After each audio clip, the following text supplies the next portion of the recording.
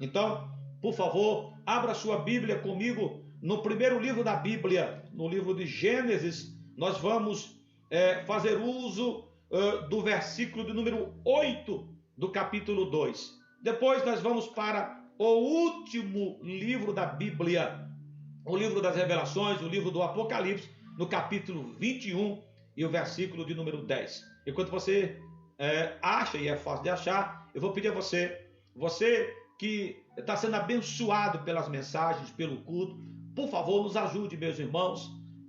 Visite as nossas páginas no Instagram, Pastor Davi Fonseca.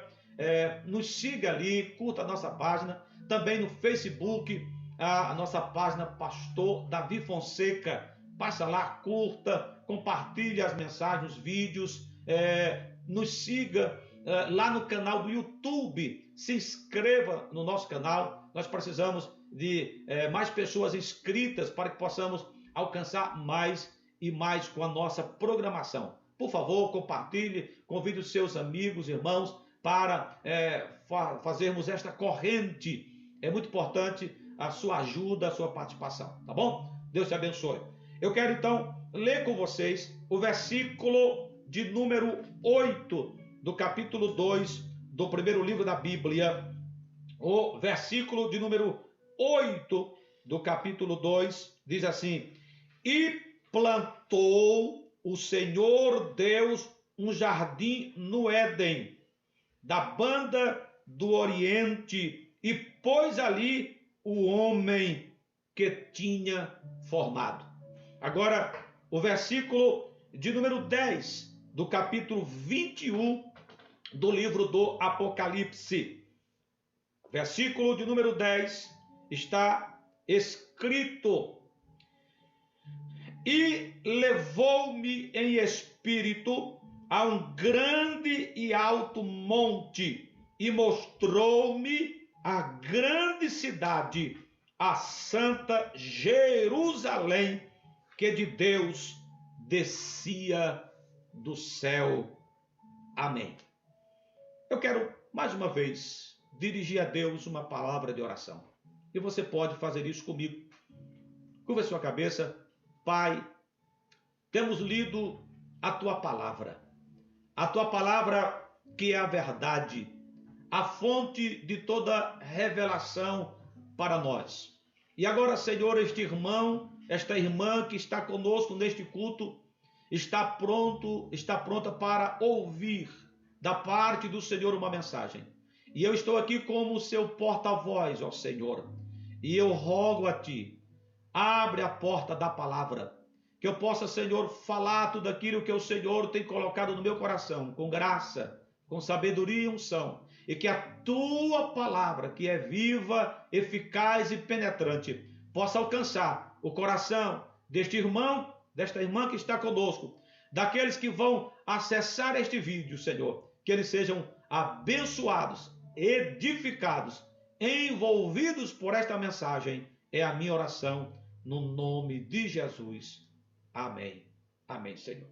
Meus queridos irmãos, eu tenho lido com vocês 2 versículos que tratam de um assunto muito importante. Eu disse que eu quero vos trazer uma reflexão nesta noite sobre o seguinte tema: o paraíso de Deus para os homens. Guarda este tema: o paraíso de Deus para os homens. Muito bem, a Bíblia nos mostra de forma muito clara, que a terra e tudo que há nela, o céu ou os céus e tudo que há neles, foram criados, foram feitos por Deus. Sim, com toda a convicção da minha fé, eu afirmo, porque está na palavra de Deus. Quando nós abrimos a Bíblia no primeiro livro, no livro das origens, no livro da criação, no primeiro capítulo e no primeiro versículo está escrito: no princípio criou Deus os céus e a terra.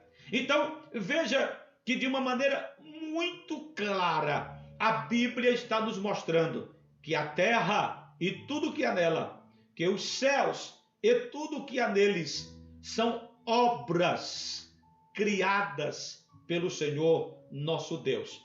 E eu sei que você também tem esta convicção.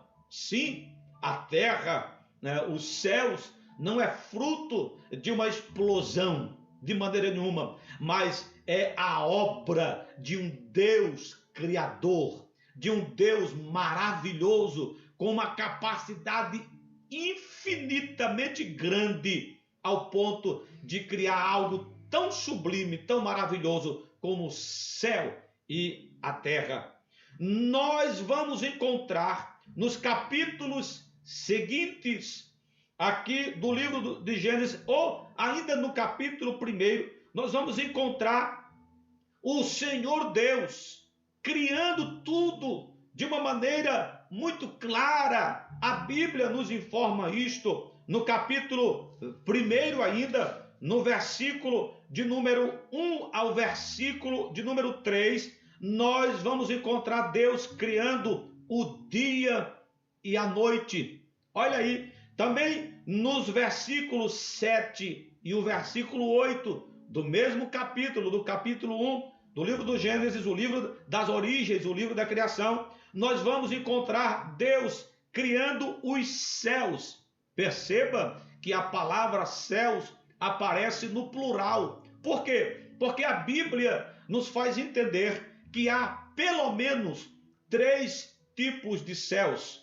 Primeiro, a Bíblia fala do céu das nuvens. É este céu que você consegue visualizar a olho nu. Se você olhar para o céu, você vai encontrar as nuvens de onde vem a chuva, a neve, não é? Então, este céu é conhecido como o primeiro céu, o céu das nuvens. Mas há também o que a Bíblia chama de a expansão do céu ou dos céus, que é o céu dos astros, das estrelas. Nós podemos chamar este céu de o segundo céu.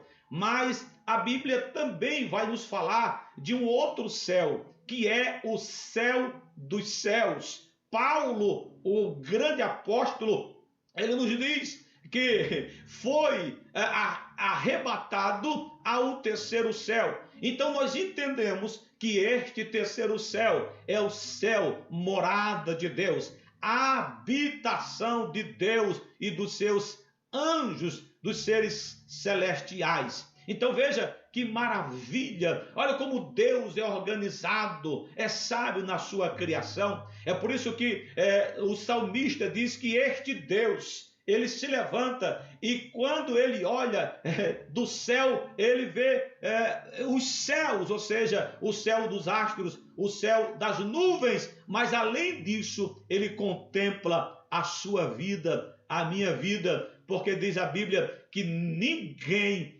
escapa do olhar deste Deus. Que Deus glorioso é este Deus criador, não é? Agora, dos versículos de número 9 ao versículo 13, nós estamos no capítulo 1 do livro das origens, nós vamos encontrar do 9 ao 13, nós vamos encontrar Deus separando a água doce da água salgada. E aí, quando Deus faz isso, automaticamente surge o torrão ou a terra seca. E aí nós vamos ver também aqui Deus criando ou fazendo com que a terra produza ervas, não é? E também árvores frutíferas. Quando nós vamos dos versículos 14 ao versículo 19, nós vamos encontrar Deus criando o sol, a lua e todas as estrelas. E a Bíblia nos diz também que este Deus que criou o sol, a lua e as estrelas, conhece todas elas pelo nome. Aleluia! Será que dá para você dar um glória a este Deus? Deus conhece as estrelas, todas elas, porque foi Ele que as fez, que as criou e as conhece pelo nome. Agora, se Deus conhece as estrelas e as chama pelo nome, imagine você, meu irmão, meu amigo, Deus te conhece. Aleluia. Dos versículos 19 ao versículo 23, do capítulo 1 ainda do livro da criação, nós vamos encontrar Deus criando os peixes, as aves dos céus e os répteis. Ainda no capítulo 1 e os versículos de número 24 ao versículo 25, nós vamos encontrar Deus criando os animais para que eles habitem a terra.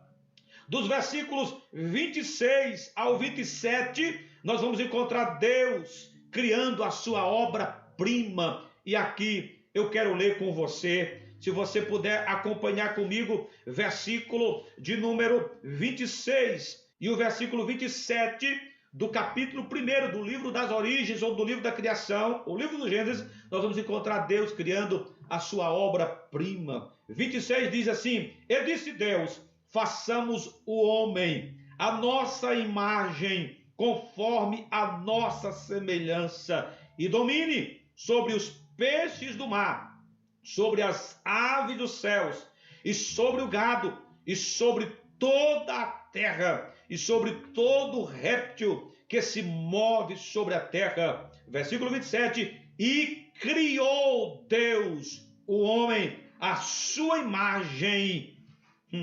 A imagem de Deus o criou, macho e fêmea. Olha aqui para mim, você não é obra da evolução, você é obra das mãos de Deus. Aleluia! Deus criou o homem, Deus criou a mulher, macho e fêmea os criou. Está registrado, a Bíblia diz, a Bíblia é a verdade de Deus para mim e para você. Então aqui Deus cria a sua obra-prima, e depois de ter criado todas as coisas, Deus decide aqui dar ao homem e à mulher que ele havia criado um lugar especial na terra, além de conceder a eles a terra para que eles a dominassem e tudo que na terra existe. Nós vamos encontrar Deus aqui criando um ambiente, um lugar específico para o homem e para a mulher. E o que é que Deus cria? Deus vai aqui criar um jardim que nós conhecemos, segundo a orientação da Bíblia, como um paraíso. Sim, se a terra é bela, toda a natureza que Deus criou é bonito, agora Deus escolhe um lugar específico na terra, e Deus planta na terra um jardim que dá o nome de Éden. Daqui a pouco vou explicar esta palavra Éden para você entender. E Deus cria um jardim e faz deste jardim um paraíso, o melhor lugar da terra. Deus preparou e deu de presente para Adão e para sua esposa Eva. Versículo de número 7 e 8 do capítulo 2 do livro do Gênesis está escrito: e formou, versículo 7, e formou o Senhor Deus o homem do pó da terra, e soprou em suas narinas o fôlego da vida, e o homem foi feito alma vivente. Nós temos a informação no capítulo 1 de que Deus criou o homem e a mulher. E aqui a Bíblia vai nos trazer alguns detalhes acerca da criação de Deus, como Deus criou o homem. E Deus se utiliza dessa matéria-prima, o pó da terra, diz a Bíblia. E Deus junta, e quando Deus junta, dá forma do homem. Agora, o que eu acho mais interessante aqui é que durante a criação, Deus determinou e aconteceu. Quando Deus disse, haja luz, houve luz. Deus liberava a sua palavra de criação e tudo passava a existir a partir da determinação da palavra deste Deus Criador. Mas quando Deus vai criar o que eu chamei aqui de sua obra-prima, o homem, Deus vai se envolver diretamente. Jesus se envolve diretamente. O Espírito Santo se envolve diretamente. Perceba que o texto é claro. O Senhor diz: façamos o homem a nossa imagem e semelhança. Temos a Trindade envolvida na criação do homem. Aqui o Pai, o Filho e o Espírito Santo. E eu quero chamar você a refletir, a pensar comigo. Deus formando o primeiro homem a partir do pó da terra, e Deus vai trabalhando, vai juntando, e aquilo ganha forma. E eu fico imaginando aquele boneco, não é? Que Deus agora cria, que Deus forma. E aí, meu irmão, minha irmã, Deus não diz para aquele boneco: passe a viver ou torne a ser uma alma vivente. Não. Se bem que ele podia, porque ele usa a palavra para criar tudo e todas as coisas, mas como eu disse, aqui na criação do homem, Deus se envolve pessoalmente. Eu quero que você entenda isto, eu quero que você guarde isso no seu coração. Deus se envolveu pessoalmente na criação do homem. Ele o fez, e fez de uma maneira, irmão, especial. Ele caprichou. E aí, quando aquele boneco está pronto, Deus não dá ordem para que ele viva. A Bíblia diz que Deus soprou nas suas narinas, ou seja, Deus deu de si para o homem. E o que foi, pastor, que Deus deu de si para o homem? A vida, o fôlego de vida. Entenda uma coisa, meu irmão, minha irmã, eu e você temos algo divino dentro de nós, chamado fôlego de vida. É por isso que diz a Bíblia que um dia todos nós temos que comparecer diante deste Deus Criador. Oh, bendito seja o nome do Senhor. É por isso que todo homem, que toda a mulher que se afastou de Deus ou que não o tem como seu Senhor e Salvador, carrega consigo, como disse o sábio, no seu coração um vazio do tamanho de Deus. Só Deus pode preencher o vazio do coração do homem, porque o homem foi feito para adorá-lo, para servi-lo, para ter comunhão com este Deus, porque nós temos algo divino de Deus dentro de nós. Se você entendeu, glorifique ao Senhor nosso Deus. Então, Deus soprou nas suas narinas, diz a Bíblia, e quando Deus soprou, a partir daí, o homem passou a viver. Glória seja dada ao nome do Senhor nosso Deus. Mas nós estamos falando aqui do melhor lugar da terra que Deus fez, preparou e deu de presente para Adão e para Eva. E está no versículo 8, que é o versículo seguinte do capítulo 2. Diz o texto: e plantou o Senhor Deus um jardim. E aqui Deus se envolve também diretamente na formação, na criação deste lugar chamado paraíso, que ele dá de presente para Adão. Deus plantou um jardim no Éden, da banda do Oriente, e pôs ali o homem que tinha formado. Você entendeu? Você compreendeu? Deus, ele prepara este lugar especialmente e coloca a sua obra-prima, o homem, para desfrutar do jardim do Éden, do paraíso. Deus sempre, meu irmão, minha irmã, sempre Deus demonstrou para o homem a sua boa intenção para com ele. A intenção de Deus para com os homens sempre é boa, sempre. Agora, a intenção do homem para com Deus, aí a coisa muda de figura. Poucos têm boas intenções com este Deus tão bondoso, não é? E ele sempre demonstrou, durante toda a história da existência humana, Deus demonstrou a sua boa intenção para com os homens, em beneficiá-los. Sim, a sua boa intenção em ajudá-los, em agradá-los, a sua boa intenção em abençoá-los, em amá-los. Deus nos ama. E por que Deus nos ama? Porque a intenção de Deus para com os homens não mudou. Deus continua distribuindo o seu amor para com os homens. A intenção de Deus é boa para com os homens, sempre em demonstrar ou em oferecer a eles a vida eterna. E eu queria chegar aqui para você entender algo mais acerca disso. Veja como Deus foi bom para com Adão.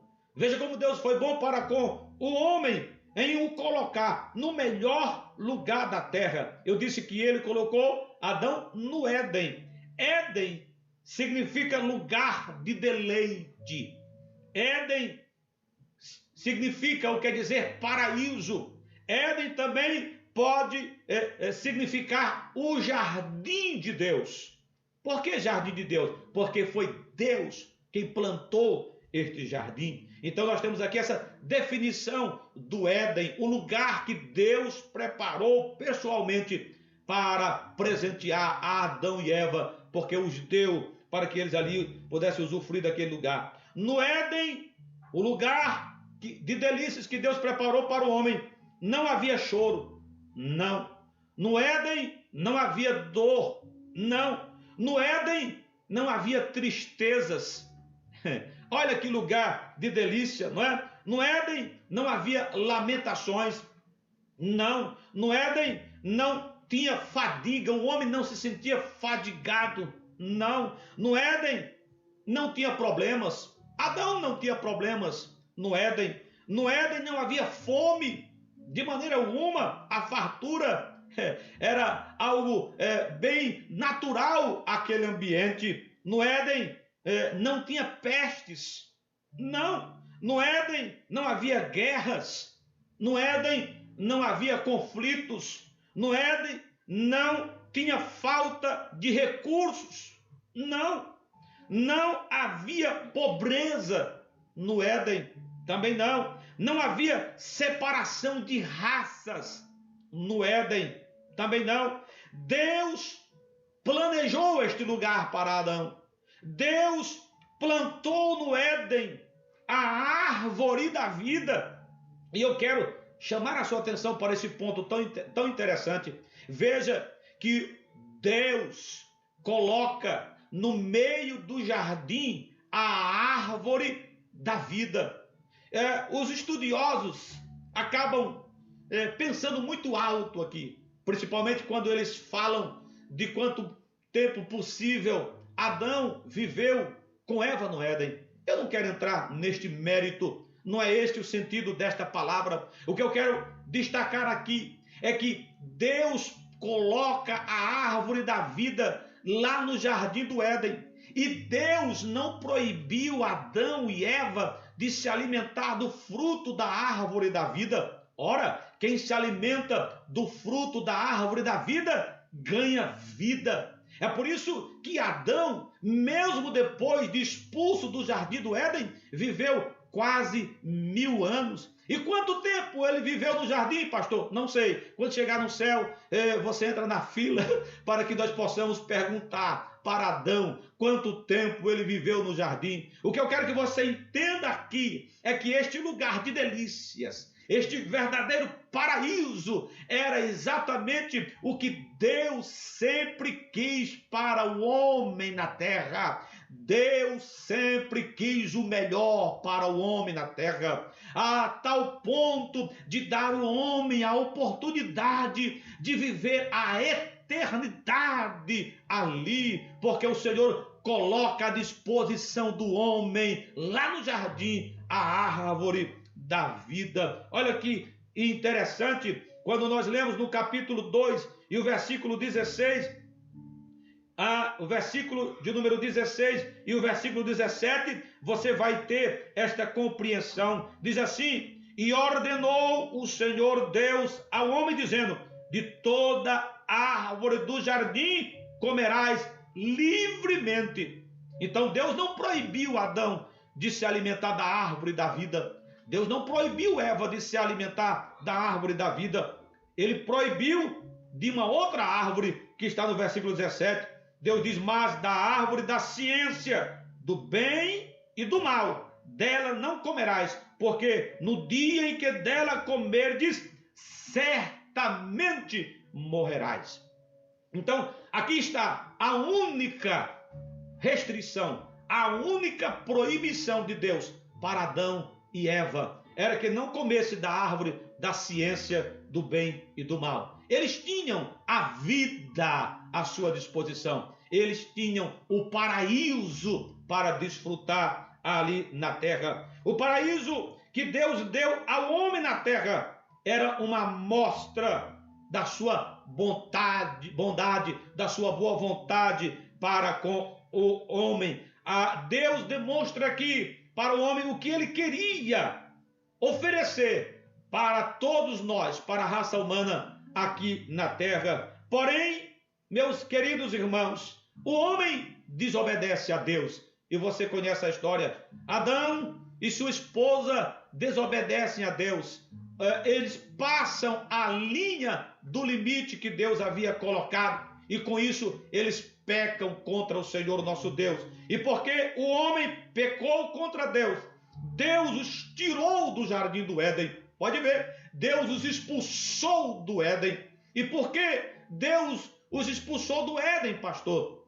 Porque no Éden estava lá a árvore da vida. Se Adão e Eva, agora pecadores, continuassem a se alimentar do fruto da árvore da vida, seriam pecadores eternos. E aí nós teríamos uma conta impagável. E Deus então os expulsa do jardim do Éden, diz a Bíblia, e aí Deus esconde aquela amostra do que ele tinha para oferecer para o homem aqui na terra, o paraíso.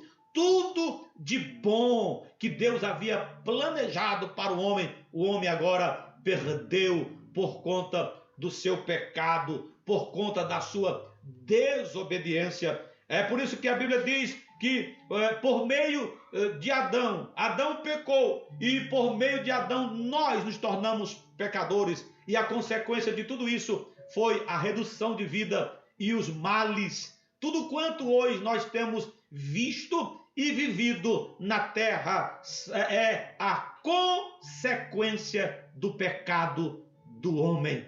Sim, é por isso que a Bíblia nos diz que o salário do pecado é a morte. Depois que Adão peca, aí Adão contraiu, além do vírus do pecado, e se tornou um pecador por natureza, também a morte. Teve a liberdade de ceifar a sua vida, e a partir de então, todos os homens passaram a ser pessoas que nascem, vivem, mas com prazo de validade. A morte um dia os alcançará. É claro que não aqueles que um dia serão arrebatados pelo Senhor nosso Deus. É a promessa de Jesus Cristo. Eu falei-vos acerca do paraíso de Deus na terra, uma amostra de tudo aquilo de bom que Deus havia preparado para o homem, mas ele rejeitou por causa do pecado. Agora, meus amados irmãos, verdadeiramente Deus prova o seu amor para conosco, para com os homens. Ele revela agora, depois de enviar o seu Filho Jesus, ele revela-nos o novo paraíso, um paraíso novo, preparado para todos aqueles que recebem Jesus como o seu Salvador. Olha aí, o paraíso oculto em Deus, escondido por Deus lá no Éden, oferecido a Adão, e Adão perdeu por conta do seu pecado. Agora, por meio de Jesus, o segundo Adão, que não pecou, agora nós temos a promessa, e o próprio Senhor nos revela um novo paraíso, um lugar de delícias preparado para todo aquele que tem o Senhor como seu Salvador. É por isso que o evangelista João registra uma das mais belas mensagens de Jesus para os seus discípulos, dizendo: não se turbe o vosso coração, capítulo 14 de João. Credes em Deus, disse Jesus, credes também em mim, porque na casa do meu Pai há muitas moradas. Que casa é esta? Jesus agora está falando do novo paraíso, do paraíso revelado no livro das Revelações, o lugar de delícias que está preparado para todo aquele que tem o Senhor como o seu Salvador. E é sobre este novo paraíso que eu quero vos falar agora. O paraíso revelado para os salvos em Cristo, lá no livro do Apocalipse, no capítulo 21, o versículo de número 1 ao 3, está escrito assim. O tema fala sobre o novo céu e a nova terra. E diz o texto sagrado: e vi, João declarando, um novo céu e uma nova terra, porque já o primeiro céu e a primeira terra passaram, e o mar já não existe. E eu, João, vi a santa cidade, a nova Jerusalém, que de Deus descia do céu, adereçada como uma esposa ataviada para o seu marido. Olha o versículo 3: e ouvi uma grande voz do céu que dizia: eis aqui o tabernáculo de Deus. Em uma outra versão diz assim: eis aqui a morada de Deus agora está entre os homens. Aleluia! Eis aqui o tabernáculo de Deus com os homens, pois com eles habitará, e eles serão o seu povo, e o mesmo Deus estará com eles e será o seu Deus. Eu quero que você preste atenção o que vai acontecer neste novo paraíso. Quem é que vai habitar este novo paraíso? Não é? Eu quero que você preste atenção aqui. No primeiro paraíso, ou o primeiro paraíso estava na terra. Lembra? Foi Deus quem plantou lá no jardim do Éden. Nesse primeiro paraíso, o Senhor Deus não habitava, era o habitar do homem. Neste paraíso na terra, localizado no Éden, que Deus deu para o homem como amostra da sua bondade, Deus simplesmente ia visitar o homem naquele habitar. Diz a Bíblia que na variação de cada dia, Deus ia até o Éden para ali estar um período, um momento com Adão. E eu gosto disso. Nós temos um Deus que sempre buscou contato com a sua criação. Deus sempre buscou estar com a sua criação. Deus o ama tanto que sempre estava para uma conversa, um contato, uma comunhão com Adão. E eu fico pensando, meus queridos irmãos, e você pode me ajudar a pensar, olha, a conversa de Deus com Adão. Que conversa interessante. Adão certamente falava das suas experiências na terra, e Deus falava das suas experiências no céu. Aleluia! Mas Deus habitando os céus e Adão habitando a terra, e o contato era pelo menos uma vez ao dia, porque neste paraíso localizado na terra, Deus frequentava apenas para visitar o seu amigo chamado Adão e para ter com ele uma comunhão, um contato. Agora, no novo paraíso, que não está mais localizado na terra, mas localizado nos céus, o Deus que também criou este paraíso como destino para a sua igreja, o próprio Deus habitará com a igreja. Aleluia! Ele visitava o homem no primeiro paraíso. Agora, no segundo paraíso, Deus vai habitar com os homens. Deus vai habitar com a sua igreja. O versículo 3 está expresso de uma maneira muito clara. João diz assim: eis aqui o tabernáculo de Deus com os homens. Como eu disse em uma outra versão, eis aqui a morada de Deus entre os homens, a morada de Deus entre os homens. E o complemento do versículo diz assim, olha, e ele habitará com o seu povo. Ele, o Deus Criador, habitará com o seu povo. Ele será o seu Deus e eles serão o seu povo. Quem é eles? A igreja lavada, remida, redimida, arrebatada para habitar a nova Jerusalém, o novo paraíso de Deus, preparado para aqueles que o têm como seu Senhor e como seu Salvador. Se você tem o Senhor como seu Salvador, alegre a sua alma, alegre o seu coração, porque você está aqui na terra, nós estamos aqui na terra, mas o nosso destino é o novo paraíso, é as mansões celestiais, é a nova Jerusalém, e a qualquer momento Jesus pode voltar para nos levar, a fim de que habitemos com ele nesta nova morada. Se você o espera, diga: Maranata, glória seja dada ao nome do Senhor. Neste novo paraíso não haverá nenhum tipo de agrura, não, tudo terá fim ali no que diz respeito a sofrimento, não haverá dor, não haverá tristezas, não. No versículo 4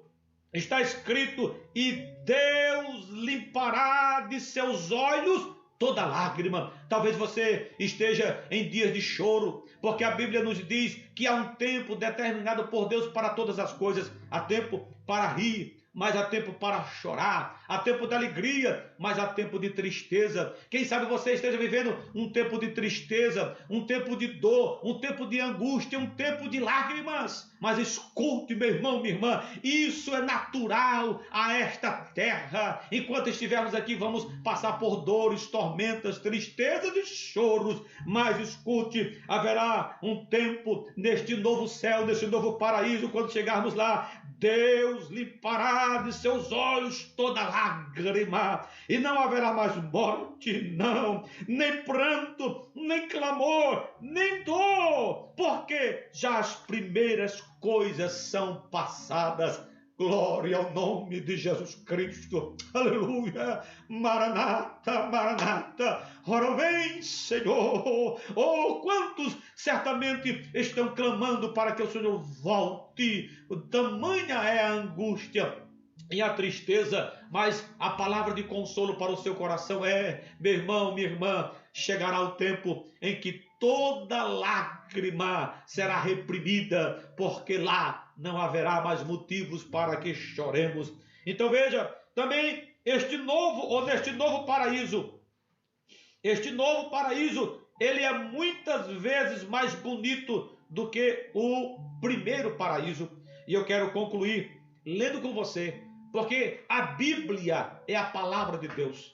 Quando você lê, você é enriquecido pela palavra de Deus. Então, eu estou dizendo que este segundo paraíso, né, a nova Jerusalém, o lugar preparado para a igreja que será arrebatada, é muitas vezes mais bonito do que o primeiro paraíso localizado aqui na terra. Se você estiver com a sua Bíblia, pode acompanhar comigo a partir do versículo de número 9, do capítulo 21 de Apocalipse. Está escrito assim, olha: e veio um dos 7 anjos que tinha as 7 taças cheias das últimas 7 pragas, e falou comigo dizendo: vem e mostrar-te-ei a esposa, a mulher do Cordeiro, fazendo uma referência à igreja. A mulher do Cordeiro é a igreja. E o versículo 10 assim: e levou-me, é João declarando, e levou-me em espírito a um grande e alto monte, e mostrou-me a grande cidade, a santa Jerusalém, que de Deus descia do céu. Vamos à beleza dessa cidade. E tinha a glória de Deus. Por que ela é muitas vezes mais bonita? Porque neste novo paraíso a glória de Deus está nele. E tinha a glória de Deus. A sua luz era semelhante a uma pedra preciosíssima, como a pedra de jaspe. E João vai tentar nos trazer aqui um entendimento baseado no seu conhecimento terreno. Ele diz aqui que essa pedra preciosíssima era como uma pedra de jaspe, como cristal resplandecente. E ele continua dizendo: e tinha na cidade um grande e alto muro, com 12 portas, e nas portas 12 anjos, e nomes escritos sobre elas, que são os nomes das 12 tribos de Israel. Presta atenção: da banda do levante, isto é, do lado oeste, do lado do oriente, tinham 3 portas, da banda do norte, 3 portas, da banda do sul, 3 portas, da banda do poente, isto é, do lado leste, 3 portas. Versículo 14, e o muro da cidade tinha 12 fundamentos, e neles os nomes dos 12 apóstolos do Cordeiro. E aquele que falava comigo tinha uma cana de ouro para medir a cidade e as suas portas, e também o seu muro. E a cidade, verso 16, e a cidade estava situada em quadrado, e o seu comprimento era tanto quanto a sua largura, e mediu a cidade com até 12.000 estádios, e o seu comprimento, largura e altura eram iguais.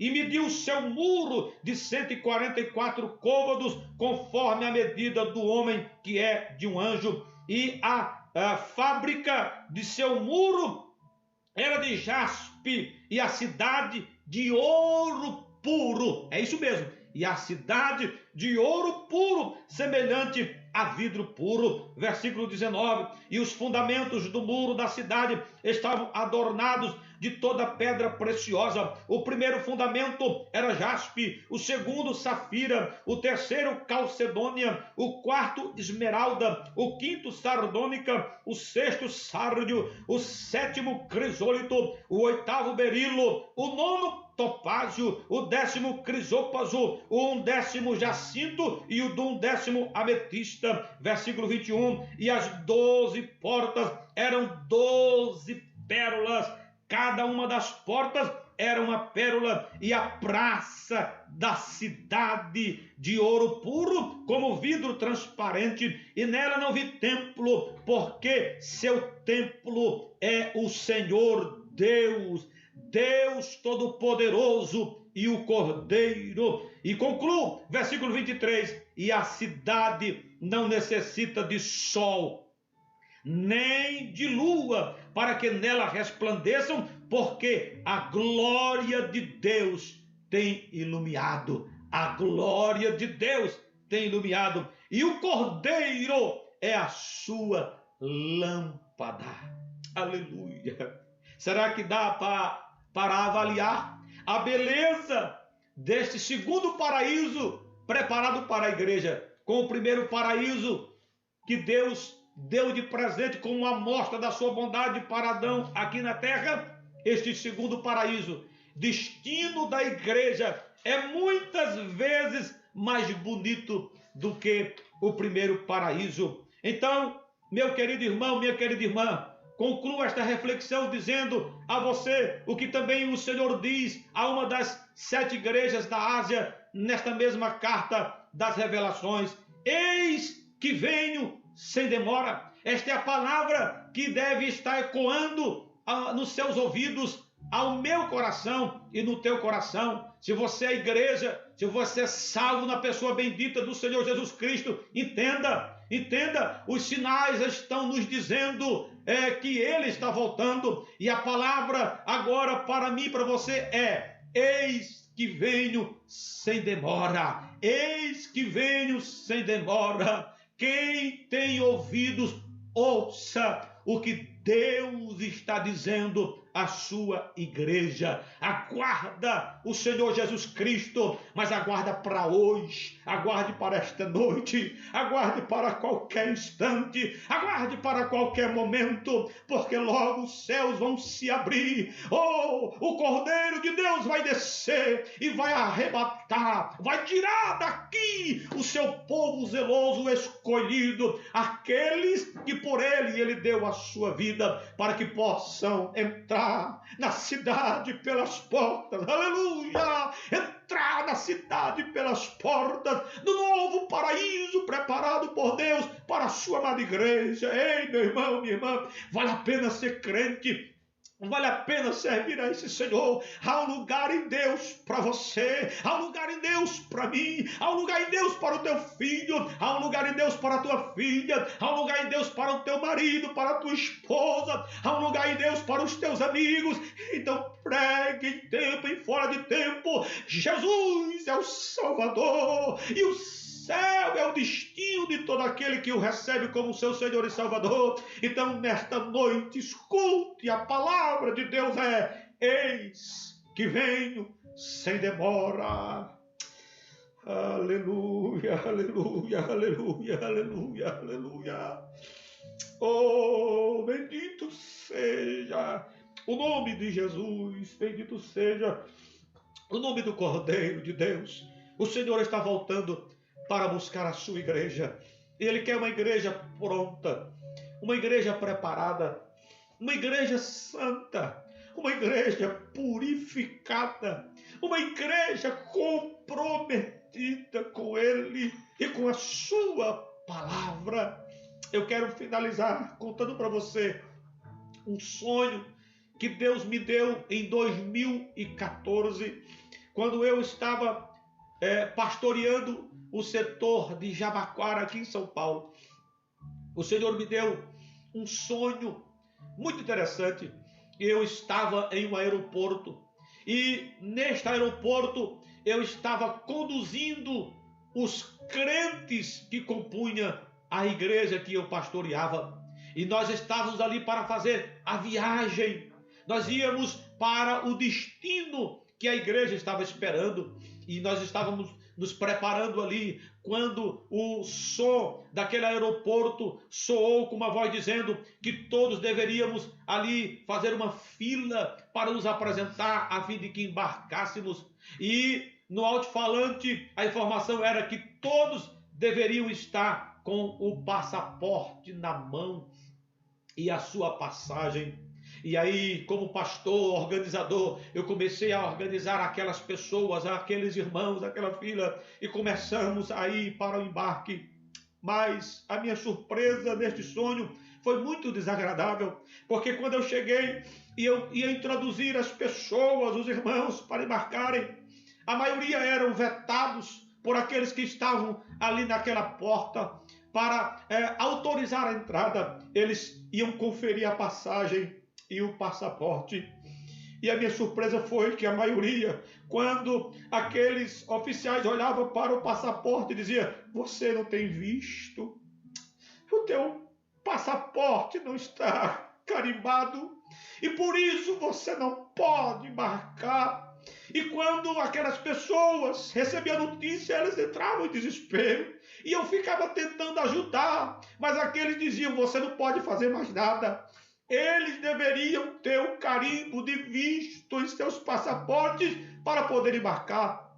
E porque eles não têm, eles não podem embarcar. E a grande maioria não conseguia embarcar. E o choro tomou conta daquelas pessoas. E quando eu despertei deste sonho, eu fui de joelhos ao pé da cama orar: Senhor, o que é isso? E ele me disse naquele momento que aquele sonho era um reflexo do arrebatamento. Ele me disse assim: meu servo, há muitos que estão na igreja, mas não têm o visto para entrar no céu. Estão muitos aqui congregando, cantando, envolvidos na igreja, mas não têm o carimbo no seu passaporte para entrar no céu. Então eu quero falar com você agora.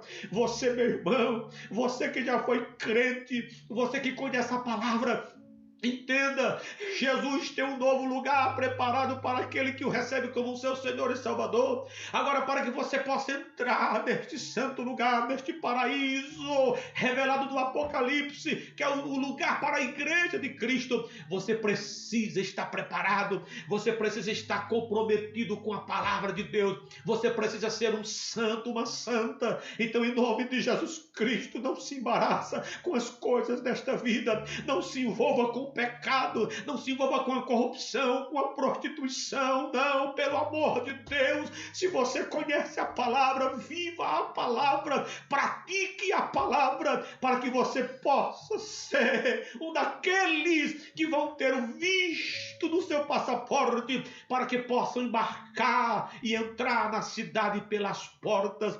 Guarda esta palavra no seu coração, em nome do Senhor Jesus Cristo.